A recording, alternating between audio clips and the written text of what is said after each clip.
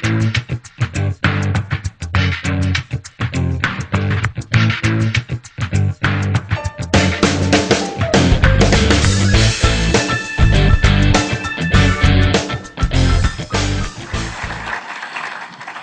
malam, Assalamualaikum warahmatullahi wabarakatuh. Saya lagi beruntung sekali. Sebetulnya waktu kita mengatur acara ini dengan pembicara Pak Dahlan Iskan itu statusnya masih di Rut PLN. Dan Pak Dahlan sudah komit gitu ya, iya gitu. Di tengah jalan tiba-tiba naik pangkat jadi menteri gitu kan. Jadi saya deg-degan juga nih, jangan-jangan sesudah jadi menteri Jaim nggak mau bicara di sini. Jadi saya SMS langsung pada saat itu juga. Pak Dahlan bilang, ya jadi, kenapa nggak jadi katanya. Jadi Pak Dahlan masih yang dulu juga.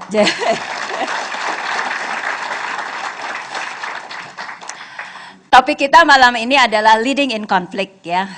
Saya tahu Pak Dahlan nggak menyiapkan chart ya. Jadi saya akan mulai dengan teorinya. Nanti Pak Dahlan akan cerita pengalaman-pengalamannya menangani konflik ya. Jadi saya kasih teorinya dulu kira-kira 20 menit ya. Jadi ada dua yang akan saya bahas ya. Pertama adalah the essence of leadership karena kita tentang bicara dengan leadership. Kemudian leading in conflict seperti bagaimana kita melihat konflik ya. Kita akan mulai dengan the essence of leadership. Kalau kita bicara leadership ya, sederhananya itu kita mempengaruhi orang ya. Pangkat boleh hebat-hebat, tapi kalau kita tidak bisa mempengaruhi orang untuk melakukan hal yang lebih baik, ya jangan ngaku-ngaku jadi leaders gitu ya. Kemudian untuk menjadi leaders itu kita perlu people buy-in. Saya ingat sekali waktu Pak Dahlan pertama kali diumumkan jadi di Rut PLN, banyak yang bertanya-tanya, ini wartawan kok jadi di Rut PLN. Jadi awal-awalnya saya duga Pak Dahlan ini juga punya tantangan. Tapi kelihatannya saya baca nih beritanya begitu dia dinaikkan pangkat, banyak yang sedih, banyak yang campur aduk katanya. Karena rupanya buy-in-nya sudah tinggi sekali di PLN ya. Jadi di satu pihak good news bahwa Pak Dahlannya naik pangkat, di lain pihak ada perasaan sedih juga karena udah terlanjur membangun suatu trust yang sangat baik ya di PLN. Nah, fungsinya leaders adalah membuat timnya menang ya, dan kemudian juga fondasi dari suatu kepemimpinan adalah trust. Dan kalau trust itu tidak ada, biasanya menjadi susah ya. Kalau Stephen Covey itu punya buku namanya The Speed of Trust ya. Ketika ada trust, maka semuanya menjadi cepat dan lebih murah. Ketika trust tidak ada, serba lambat ya. Dan kalau kita bicara trust, itu basicnya ada 3 C. Competence ya. Biasanya kalau pemimpinnya competence, orang cenderung percaya, ya dialah dia memang punya kompetensi itu. Tapi kalau belum, orang bertanya-tanya, bisa nggak nih dia mimpin gitu ya. Jadi ada pertanyaan seperti itu. Yang kedua adalah connections, bagaimana kita bisa membangun hubungan dan bisa relate ya dengan orang-orang yang kita pimpin. Dan yang ketiga adalah karakter ya. Jadi itu adalah fondasi dari trust. Dan tugasnya leader adalah membangun pemimpin-pemimpin ya. Jadi nanti kita lihat nih, Pak Dahlan ini penggantinya bisa cepat diumumkan apa enggak? Tapi tugas pemimpin adalah menyiapkan penggantinya ya, dan membangun pemimpin-pemimpin di setiap lini, karena udah bukan zamannya lagi keputusan itu cuma ada di atas. Keputusan itu harus dilakukan di lini yang paling dekat dengan action ya, sehingga tidak birokratis. Nah, kalau kita ya terlepas dari jabatan kita apa, posisi kita apa, kalau kita bisa menginspirasi orang, membuat orang ingin melakukan sesuatu yang lebih ya, membuat orang mau bekerja keras, mau belajar, dan akhirnya menghasilkan sesuatu yang lebih baik, maka kita layak disebut pemimpin. Ya. Sebaliknya, posisi kita boleh tinggi, tetapi kalau kita tidak bisa menginspirasi, maka ya kita disebutnya pejabat ya, tetapi bukan pemimpin. Nah, seperti apa sih DNA-nya pemimpin ya? Pada umumnya dia harus punya drive and passion. Jadi kalau pemimpinnya itu punya inisiatif ya, energinya tidak habis-habis, biasanya nular ke bawah. Tapi pada saat yang sama kalau pemimpinnya lemot gitu, nular juga biasanya ke bawah ya. Jadi drive and passions itu harus dimiliki oleh pemimpin. Kemudian dia memang punya desire to lead. Kadang-kadang kita pikir jadi pemimpin enak, ya, tapi pemimpin itu tanggung jawabnya besar, ya, dan pemimpin yang bagus, baik dan buruk dia tanggung jawab, ya. Kadang-kadang kalau baik itu bapaknya banyak, kalau buruk yatim piatu, ya, semua pada nggak mau ngaku. Tetapi pemimpin yang baik dia itu bertanggung jawab baik maupun buruk, ya. Kemudian integrity, ya, urusannya dengan trust tadi. Jadi integrity itu dia menaruh kepentingan organisasi di atas kepentingannya sendiri, ada kesesuaian antara kata-kata dan perbuatan, ya, dan bisa jadi panutan. Kemudian self confidence, ya, kalau dia nggak percaya sama dirinya sendiri, bagaimana dia bisa meyakinkan yang lain.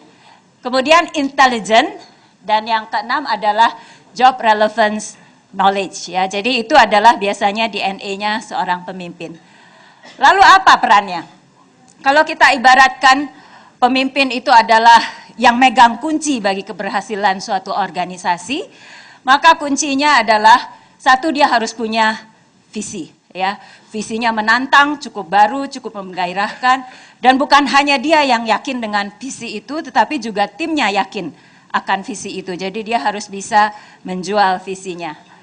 Kemudian bisa membangun tim, ya, bisa memilih tim yang tepat di tempat yang tepat, ya. Kemudian dia harus bisa mengalokasikan pekerjaan, ya. Kemudian dia develop people. Saya ini 24 tahun di satu perusahaan, ya, sebelum memutuskan jadi pengusaha. Ini kuno, ya. Kalau sekarang itu orang pindah-pindah gitu kan, ada yang 5 tahun perusahaannya 4 gitu kan. Dan salah satu alasannya seringkali karena mereka merasa tidak ada kesempatan untuk mengembangkan diri, ya.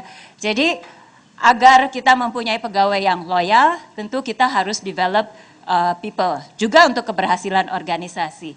Dan yang tidak kalah penting adalah pemimpin harus bisa memotivasi pegawainya, karena orangnya sama, pengalamannya sama, skillsnya sama, yang satu motivasinya tinggi, yang satu motivasinya rendah, hasilnya bisa seperti langit dan bumi, ya. Jadi bisa sangat signifikan. Kita bicara leadership, kita bicara manajemen, dua-duanya penting, perannya berbeda. Jadi kalau kita bicara manajemen itu menangani complexity, sesuatu yang kompleks bisa dibuat keteraturan sehingga hasilnya bisa konsisten dan baik, ya. Jadi order and consistency. Tetapi kalau manajemen tanpa leadership, dia tidak bisa mengikuti perkembangan zaman. Jadi leadership itu coping with change, ya. Jadi menentukan di dalam situasi yang berubah itu langkah yang mana yang dipilih, strategi yang mana yang dipilih. Lalu bagaimana memberdayakan, membuat timnya termotivasi, ya. Jadi yang diandalkan adalah motivasi, bukan kontrol. Kalau manajemen itu yang diandalkan proses dan kontrol, ya. Jadi keduanya sama-sama penting. Itu tadi sedikit dasar mengenai leadership. Sekarang kita masuk ke dalam leading in conflict, ya.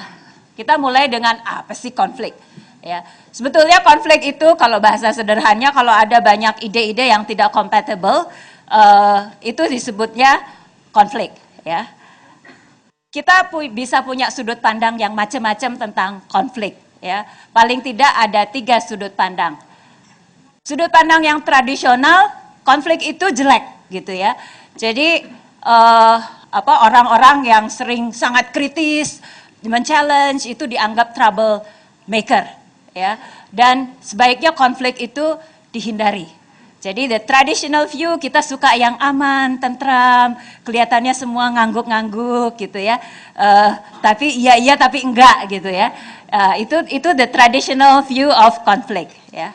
The human relation view, konflik itu natural, susah dihindari, ya, akan terjadi. Nah, yang lebih progresif lagi, konflik itu perlu, ya, dan konflik itu hasilnya bisa negatif, bisa positif, tergantung bagaimana kita mengelolanya, ya. Nah, bagaimana membuat kok bisa konflik itu perlu? Ya, kalau hasilnya positif itu kenapa? Ya, jadi konflik itu akan positif karena itu bisa membuat kita aware akan situasinya. Kadang-kadang kalau kita nggak berani konflik, kita nggak berani menyampaikan hal yang sebenarnya, terutama kalau hal itu negatif. Jadi kalau ada hal yang negatif dipendam gitu kan, tahu-tahu meledaknya belakangan. Ya. Padahal kalau kita membangun situasi yang membuat orang itu nyaman untuk ada konflik, ya, menyampaikan kalau ada hal-hal yang memang tidak benar, maka itu membuat kita aware terhadap situasi yang sebenarnya lebih awal, sehingga kita bisa punya waktu untuk menanganinya. Ya. Sehingga hasilnya adalah kita bisa mempunyai solusi yang lebih baik, ya, karena kita bisa melihat sudut pandang yang berbeda-beda, ya. Orang yang tidak takut konflik, dia berani mengemukakan opininya meskipun tidak atau berbeda dengan opini bosnya misalnya, ya. Karena bos itu bisa juga salah, gitu kan. Opini orang yang baru bisa lebih fresh, bisa lebih inovatif, ya, sehingga solusi yang dihasilkan kalau kita berani bisa lebih bagus, ya. Jadi konflik yang positif itu memungkinkan kita untuk melakukan perubahan dan bisa lebih adaptif terhadap perubahan yang terjadi. Konflik yang negatif itu seperti apa? Ya, hasilnya, ya, dysfunctional conflict itu bila membuat orang menjadi tidak nyaman untuk bekerja, ya. Kemudian membuat nggak bergerak-bergerak, ya. Kita juga sering lihat kan konflik di pemerintahan misalnya kan, mau ngambil keputusan nggak putus-putus, karena ya itu konfliknya itu mengakibatkan semuanya serba lambat karena tidak ada keputusan yang diambil, dan itu adalah konflik yang dysfunctional, ya. Kalau kita lihat prosesnya, pertama adalah potential konflik adalah kalau kita punya personality yang berbeda-beda, mungkin juga miscommunications, ya, ilmu komunikasinya kurang canggih sehingga maksudnya apa, ditangkapnya apa, gitu, ya. Jadi itu stage 1. Kemudian yang kedua adalah pemahaman. Stage ketiga adalah intentions. Ada macam-macam intensi orang di dalam menangani konflik, ya.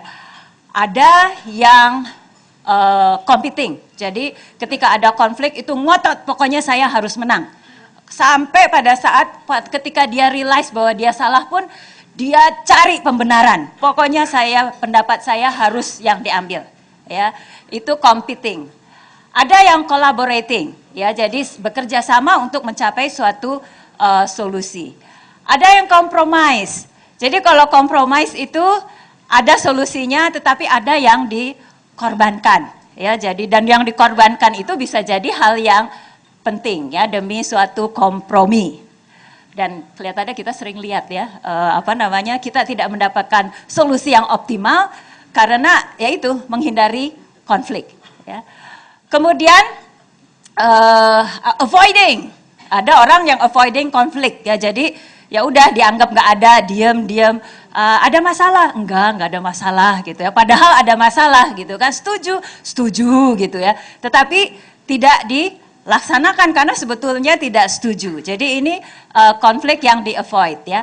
Ada yang accommodating, ya udah deh daripada ribut, namanya juga bos, saya nurut deh, saya kan bisa baca organization chart, dia yang bikin decisions, jadi ya udah saya nurut saja, ya. Itu accommodating, ya. Jadi intensinya orang bisa macam-macam dan kemudian ketika konflik itu ditangani hasilnya bisa positif, bisa negatif, ya, tergantung bagaimana dia menanganinya. Nah, Kalau kita bicara awalnya ya, beberapa penyebab konflik bisa jadi karena communications. Pak Dahlan ini jago banget communications ya. Saya sering baca CEO notes-nya. Jadi komunikasinya itu begitu clear dan mudah dimengerti dan gak rumit-rumit ya. Tetapi nggak semua orang seperti itu ya. Kadang-kadang maksudnya apa, menyampaikannya seperti apa, diterimanya sebagai sesuatu yang lain sehingga menimbulkan konflik ya. Kemudian juga communications barrier. Kadang-kadang orang pikir bahwa komunikasi itu cuma masalah bicara, menyampaikan sesuatu. Padahal hal yang penting dari komunikasi itu adalah juga mendengar. Ya, dan ketika kita lupa mendengar, cuma mau bicara saja, maka di situ seringkali terjadi banyak miscommunications.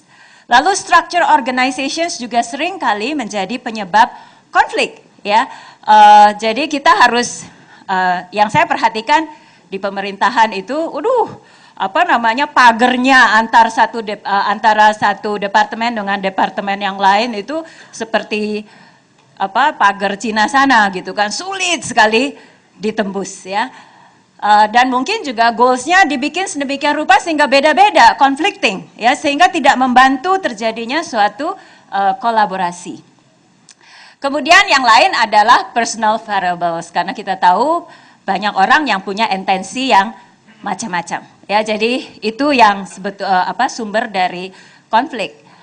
Saya loncat ya, konflik management tadi kita bahas bisa avoidance, bisa compromise, bisa smoothing, cari similarities ya, bisa problem solving, kita cari root cause-nya ya, bisa integrations, jadi meet interest and desires of both party. Jadi kalau compromise itu ada yang dikorbankan, ya. Tapi kalau integrations itu kita cari yang win-win, ya. Biasanya lebih sulit, lebih lama, tetapi hasilnya mungkin lebih bagus, ya, lebih inovatif, bisa out of the box. Dan kita mencari suatu shared goals, ya, bukan tujuan yang sama. Nah, ini hasilnya. Kalau yang functional bisa jadi lebih kreatif, lebih inovatif, ya, dan juga membangun interest ya di antara members karena menikmati dinamika terjadinya suatu diskusi dengan sudut pandang yang berbeda-beda sehingga hasilnya menghasilkan sesuatu yang ternyata membuat semua orang bahagia dengan pilihan itu. Jadi bukan solusi yang kompromistis ya, tetapi solusi yang memang win-win. Nah, kalau dysfunctional kejadiannya adalah orang udah males gitu ya. Mau ke kantor itu kok rasanya stres gitu karena isinya konflik, isinya berantem melulu gitu dan berantemnya mungkin juga berkembang ke hal-hal yang sudah tidak sehat ya sehingga membuat orang aduh kayaknya kalau hari Senin itu atau malam Senin, aduh besok Senin lagi gitu ya. Kalau hari Jumat itu, wah hore sebentar lagi Sabtu Minggu. Itu salah satunya bisa jadi karena konflik yang tidak tertangani dengan baik ya. Jadi orang keluar, pindah kenapa? Nggak seru nih, nggak enak kerjanya gitu ya. Atau demotivasi atau non-productivity.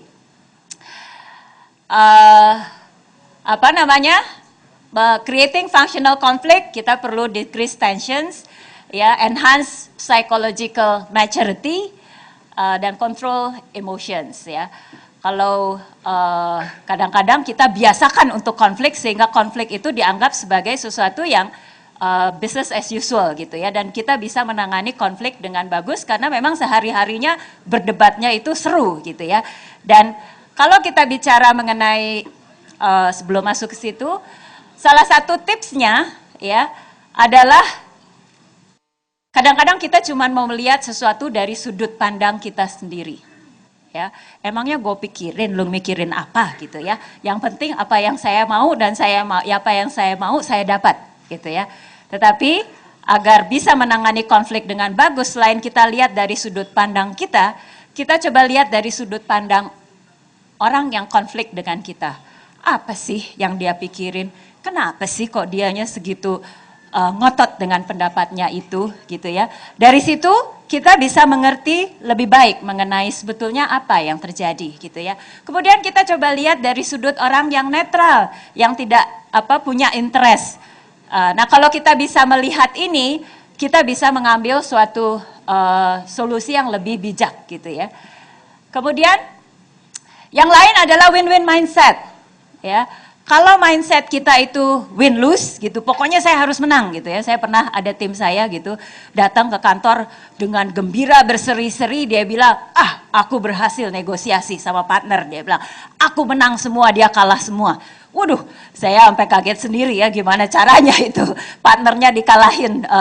Karena kalau udah seperti itu, barangkali pada saat itu menang, sesudah itu partnernya sudah tidak mau lagi atau balas dendam gitu kan ya. Next time dia mau menang sendiri. Tetapi kalau kita punya win-win mindset, kita tidak akan berhenti berpikir sampai ada suatu solusi yang tujuan kita tercapai, tujuan partner kita juga tercapai, ya. Dan mulainya dengan mindset win-win, sehingga kita tidak berhenti berpikir sampai tujuan itu tercapai. Mungkin lebih lama, tetapi lebih kreatif solusinya, ya. Jadi itu dibutuhkan maturity, integrity, dan pemikiran bahwa kesempatan itu banyak, ya. Jadi kita tidak berhenti mencari sampai ketemu yang win-win. Nah, ini sebagai penutup ya. Jadi konflik itu sebetulnya tidak perlu dihindari, ya. Bahkan kita sambut konflik karena dari konflik itu kita bisa dapat solusi yang lebih inovatif. Karena konflik itu membuka pemikiran yang berbeda-beda, sudut pandang yang berbeda-beda, dan memungkinkan kita tentunya dengan mindset yang betul dan kedewasaan untuk mencari solusi yang out of the box, ya. Jadi di dalam membangun organisasi yang inovatif itu, misalnya ya, kita perlu mix, ada diversity. Kita seringkali lebih nyaman kalau sama semua, ya. Kalau bisa cowok semua, jangan ada ceweknya deh, nanti cerewet gitu ya. Atau yang tua semua gitu kan, supaya kerjanya bisa agak slow sedikit gitu kan ya. Meskipun nggak selalu orang tua slow ya. Atau apalah, lulusan dari perguruan tinggi yang sama aja biar bahasanya sama. Padahal kalau udah sama semua, itu redundant semua tuh, nggak ada gunanya, ada 5, 1 juga cukup, Bang. Decisionnya sama, pendapatnya sama gitu ya. Tetapi kalau lain-lain, baru seru gitu kan. Masing-masing membawa sudut pandang yang berbeda-beda, di situ kita mainkan, kita cari suatu solusi yang paling inovatif. Jadi itu adalah salah satu tips untuk membangun organisasi yang inovatif. Kemudian yang lain adalah kita selalu harus men-challenge assumption. Jadi semuanya berjalan lancar, kita tetap aja nanya, ada nggak cara lebih bagus? Ya, kadang-kadang problem sukses kita itu bisa menjadi penyebab kegagalan kita. Ya, karena ketika sukses kita terlalu menikmati sukses dan merasa sukses sekarang adalah sukses masa depan. Ya, padahal untuk selalu sukses dan untuk selalu inovatif kita harus terus men-challenge, ya, challenge our assumptions. Dan ketika di-challenge, itu ya bisa jadi sumber konflik, karena merasa bayi saya ini saya udah sukses, setengah mati kerjanya, mikirnya susah, di-challenge pula gitu ya. Jadi, tetapi itu adalah bagian dari proses inovasi. Ya, jadi banyak, jadi kita tidak perlu menghindari konflik, yang kita perlu adalah kita latih, kita buat tim kita itu biasa menghadapi konflik, tidak takut menghadapi konflik, dan melihat konflik sebetulnya sebagai suatu proses untuk mencapai solusi yang tidak biasa. Ya. Saya akan tutup di situ pengantarnya, ya. Itu kata teori. Ya. Sekarang kita lihat prakteknya dari Pak Dahlan Iskan. Ya.